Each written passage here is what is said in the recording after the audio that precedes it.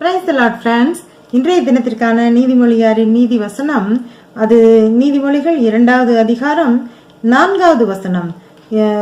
இதுல அவர் எதை பற்றி குறிப்பிடுகிறார் அப்படின்னா, புத்தி, ஞானம், அறிவு இதை எவ்வாறு தேட வேண்டும், அதை எந்த அளவுக்கு மதிக்க வேண்டும் அப்படின்ற மாதிரி கூறுகிறார். வசனம் என்னன்னு பார்த்துருவோம். அதை வெள்ளியை போல் நாடி புதையல்களை தேடுகிறது போல் தேடுவாயாகில். அதாவது ஞானத்தை, புத்தியை வெள்ளியை போல நாடணும். அப்போ அந்த காலத்துல தங்கம்லாம் கண்டுபிடிக்கப்படலை. வெள்ளி தான் விலையுயர்ந்த ஒரு மெட்டல். அது இருக்கிறதுல அதிகமாக விலையுயர்ந்த மெட்டலா இருந்தது.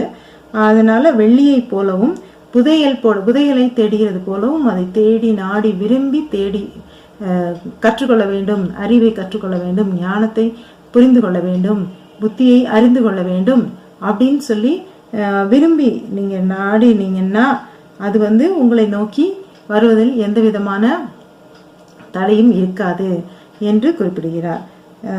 மீண்டும் நாளை இது போன்ற சிறந்த வசனத்தோடு நான் உங்களை சந்திக்கிறேன். அதுவரை கர்த்தரின் அன்பு நம் அனைவரோடும் இருப்பதாக. அல்லேலூயா.